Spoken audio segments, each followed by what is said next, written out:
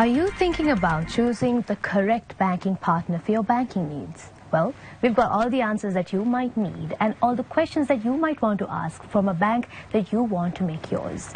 Hello and welcome to Biz 24, where we bring in information that might be of essential need for your daily life.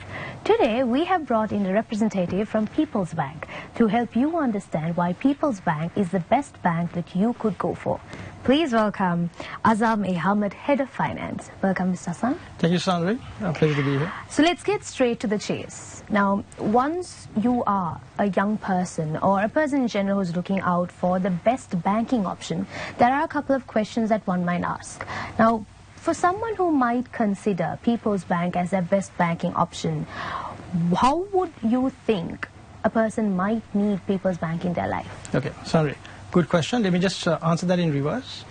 As of now, People's Bank has 14.7 million customer relationships, i.e. that's 2 of every 3 Sri Lankans.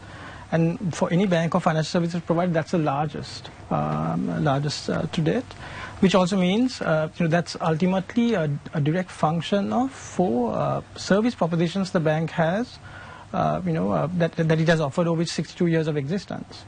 I would put them down into foremost. Number one, it's ease of access. The bank has 53 branches and 393 service centers. So the 797 physical footprint is the largest for any bank, with the closest being 581 of its largest state peer. So no matter from which part of the country you're at, the moment you step out, the odds are there will be a People's Bank branch or service center in close proximity to you. So ease of access. Number 2 is financial inclusivity and diversity in offering. If you, whether you're an infant or a preschool goer of school-going age, a teen or a next-gen customer or a senior citizen, we've got a deposit product that suits you.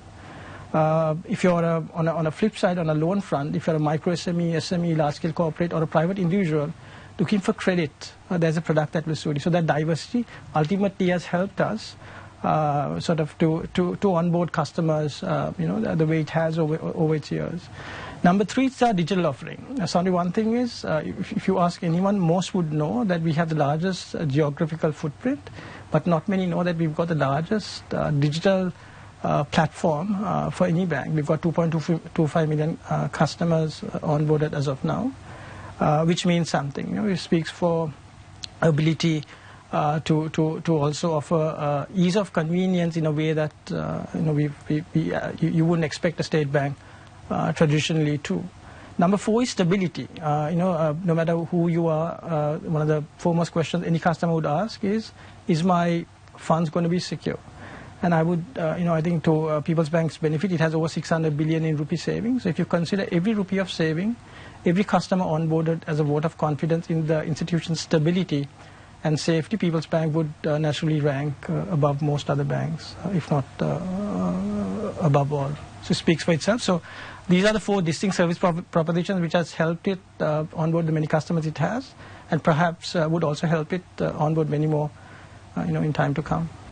Now, Mr. Azzam, there is a misconception within the population of Sri Lanka that the efficiency of a state bank is much lesser in comparison to a private-owned bank. Now, if I'm to direct that question towards you, what is your opinion? Being a state bank, how do you see the operational efficiency of People's Bank in comparison to a private sector bank? Fair enough. Sandri, with regard to state institutions in general, misconceptions will always exist. I think let's take a step back to separate the fact from the notions or the assumptions. Let me give you a few examples in terms of our productive efficiency levels, which I believe, in my view, has got better, is getting better, and will continue to do so. By way of one example, at the end of 2016, we had 8,249 permanent staff members and 1.3 trillion in total assets. Typically in a bank, you measure scale of business by total assets. Today, fast forward almost 7 years later, we've got 7,700 staff members, i.e. Close to 450 staff members lesser than we did before, and close to 3 trillion in assets. So we've almost doubled the asset base for lesser staff on a net basis. That tells you 2 things. One is the efficiency productivity of our existing staff, and 2, the extent in which we push digital, because that's the need, a need in terms of any bank or financial services provider to sustain its business. So that's one example. Two is in 2016, if we did 100 transactions at a telecounter at a bank, today we do close to 84 of them at a self-bank unit, a concept we pioneered in 2017, a banking in a box, where almost all banking transactions could take place in a 20 by 20 sort of setting. That too means something. Number three, something that we're proud of, is today we can open an account completely seamless, completely paperless, end-to-end in 8 minutes or less. Something that which took about 40 minutes before. And plus, on a retail loan front, save those complications due to security documentation or property mortgages, we could grant a loan in 24 hours or less. And 92% of all our loan granting on a retail front today takes place through our digital platform. That's something we're extremely proud of.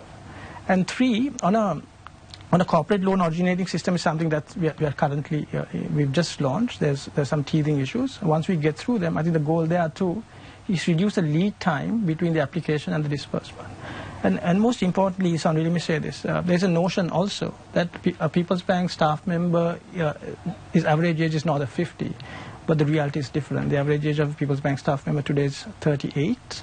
That's not too different to the country's median of 33. So ultimately, our biggest asset is our employees who pour in the effort day in, day out, sort of push the boundaries of our performance day in, day out, and make it all count. So I think we are blessed, and goes without saying that's our biggest driver for efficiency and productivity today. So that is how, of course, efficient People's Bank is, especially from the back end of things. And now you have modernized things that used to take a lot of it, maybe reduce the paperwork there is, and of course the ease of access. Now, all of these elements, of course, will cater into the next question that I'm about to ask you. As a representative of People's Bank, how have you all as an organization prepared to serve the next generation of customers? Well, this is something we're already ready, and we have been for the last few years. If you take our 2.25 million digital customer base, 80% of them are between the ages of 18 and 45, right? That means something.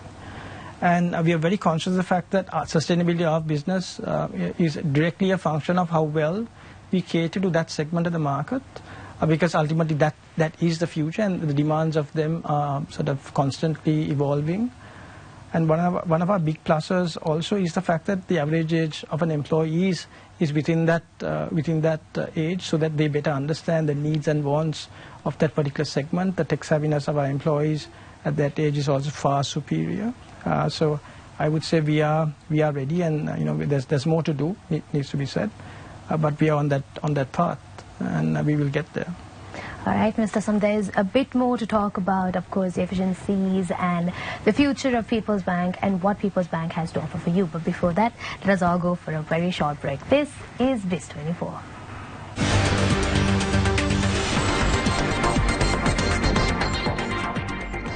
Welcome back. This is Biz 24. We are currently in conversation with Mr. Azzam A Ahamat of People's Bank. Now, Mr. Azzam, of course, this question relates more to the financial feasibility of the bank. Now, a lot of people have a concern that once they do deposit their money off to the bank, or maybe have properties tied on to the bank, there's a possibility that the recoverability of it might reduce drastically. There have been instances in the previous past as to this has happened to well-reputed banks of Sri Lanka. Now, the way I see it, one of the reasons as to why a bank might fall into this category of default is the inability to actually recover or sort of remedy non-performing loans. How is the strategy of People's Bank avoiding that happening to People's Bank? Okay, sorry, let me just, to do justice to the question, let me split it into two parts. Let's go to a pre-2019, pre-Easter type of gross non-performing loans. Then People's Bank's non-performing loan ratio compared well with the industry. Since then, call it Easter, call it COVID, call it the economic setback of 2022, times have been challenging. Whether you're an individual or a business enterprise, it's been extremely difficult. So in this time, as the banking system, Sandri, we've had to look at customer recovery of non-performing loans with a dose of empathy, because times are unseen like before, times are extraordinary. So when it came to sort of collection and recovery efforts, if the customer was not able to pay for whatever reason, due to be loss of income, loss of employment, or loss of business volume, the banking sector in general have extended concessions, be interest concessions or capital moratoriums, and allow the customer reasonable time to recover. So whether you look at us or the industry in general, the recovery of non-performing loans have not been at that same vigor you would have seen pre-2019 because of what our roles entailed. When you're a state bank, what happens is you're at sort of a higher gear in terms of this empathy. So we've done exactly that. But with the economy slowly but surely showing signs of recovery, we've also sort of intensified our efforts to recover, i.e. what I mean by that is in terms of legal due processes to recover non-performing loans and whatnot, have sort of come back to its pre-2019 levels, and that's an area we spend a lot of time on. Sandra, I mean, at the branch level, the discussion on collections is daily. And at a head office level, we deliberate on these matters at least on a weekly basis. So that's something that we spend a lot of time on, and that's something that we continue to, we see ourselves spend a lot of time and times ahead. That's crucial for us. But, all in all, in a nutshell, in terms of our efficiency, in terms of a gross non-performing loan recovery, I would say we are not too far apart from a private institution. And our teams, extremely conscious of its importance and its need. And if I may, Sandra, I'd just like to take the opportunity to sort of shed light on a certain misconception there may exist in certain corners, for good reason perhaps, in terms of gross non-performing loans and write-offs. And it must be said, there's an understanding that these are one and the same. By definition, a gross non-performing loan is when a customer has not serviced his or installment within 90 days consecutively without remedy. So it gets classed into this bucket of non-performing loan. But the process of write-off takes place long after. The timelines between a classification to non-performing to a write-off could be as much as even 20 years. And in this time, we as a state bank would endeavor to sort of go through a legal due process to recover the loan. If they involve assets, undertake the sale of assets, to make sure every effort reasonably possible is taken to recover the said loan, and the write-off is only initiated much after. And as a state institution, we are extremely stingy in write-offs, it must be said. So that's only carried out only in the event we feel that there's no other recourse or remedy. So I just want to use the opportunity with you to shed light on this sort of key aspect. And of course, this discussion is, of course, breaking through all those misconceptions that one might have of a state bank. So with that, now, it's very clear from the responses that you have provided me today in this discussion that the bank, People's Bank, have actually adapted to the economic situation of the country and for the turmoil, be it COVID, pre-COVID, and now the current economic crisis. Now, according to you, from a banker's point of view, what is your outlook for the future of Sri Lanka in terms of economy, and of course, what is People Bank's outlook for the future? In a nutshell, Sandra, I would say glass half full. If you've seen what you've seen, known what you've known, experienced what you've experienced, I would say when you hit rock bottom, as the saying goes, the only way is up. And if you just take a step back, looking at the last 75 years, the Sri Lankan economy has seen 5 contractions in 5 separate instances. 2001 at 1.5%, 2019 of a 0.2%, 2020 of a 4.5%, 2022 7.8%, and this year is expected to be 3.8%, although we may see some growth in Q4. So imagine, of these 5 instances post-independence, 4 of them have been in the last 5 years. So we are no longer an $85 billion economy. We are even less than a $75 billion. So that means that's the extent of our setback. So albeit on that lower base, the only way is up. So we are cautiously optimistic that we will move up. I think everything that needs to be done is being done. To our benefit, all the above said, it also must be said that discipline, both fiscal and monetary, is crucial because sustainability, consistency in these policies are imperative if the country is to move from these levels. And we need to also acknowledge the efforts of the ministry and the central bank for creating that calm after the storm and creating that path for a sustainable recovery in years ahead, and if not for those efforts, things would have been very different. So we are hopeful, and it's only fair that I also say, as the state bank, our role, we are very conscious of our responsibilities in that economic revival. The tone at the top at the bank is also really clear. We are committed to playing, doing whatever it takes to help the country move forward. And so we look forward with optimism. Good to know. Of course, knowing that as a citizen of Sri Lanka, knowing that the bank, of course, is looking into a brighter future that Sri Lanka might have, despite any sort of trouble that goes through, of course, instills in us of confidence of the country and its financial state. So thank you so much, Ms. Azzam, for joining in on the discussion. And for all of our dear viewers, I think you would have gotten a solid understanding and a grasp onto how People's Bank operates and, of course, the feasibility and the reliability that one could have onto the bank. And if you are looking into a banking partner from a financial perspective, you are one who is with the knowledge onto the finances of things and how banks operate, I think Mr. Azzam also gave you a clear understanding onto the credibility and the financial stability of People's Bank, especially when it came to our portion on the discussion of non-performing loans and, of course, the write-offs. So once again, thank you so much, Mr. Azzam A Ahamat, for joining in on the discussion.